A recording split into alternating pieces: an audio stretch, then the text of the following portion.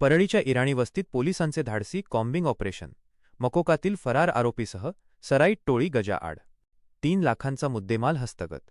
परळी आणि धारूर पोलिसांची मोठी कारवाई. बीड जिल्हा गुन्हे शाखेने परळी येथील इराणी वस्तीमध्ये सराईत चोरट्यांच्या मुसक्या आवळल्या आहेत.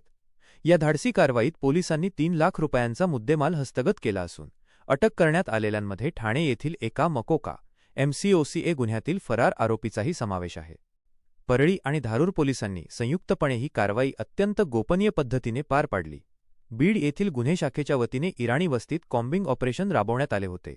यावेळी पोलिसांनी सराईत चोरट्यांना घेराव घालून जेरबंद केले. आरोपींकडून जप्त केलेल्या 3 लाख रुपयांच्या मुद्देमालासह त्यांच्याकडून आणखीन काही मोठे गुन्हे उघडकीस येण्याची दाट शक्यता वर्तवली जात आहे.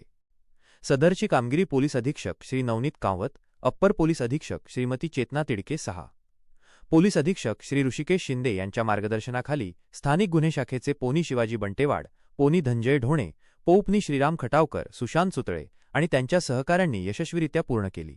या कारवाईमुळे परिसरात चोरी करणाऱ्या टोळ्यांचे धाबे दणाणले आहेत.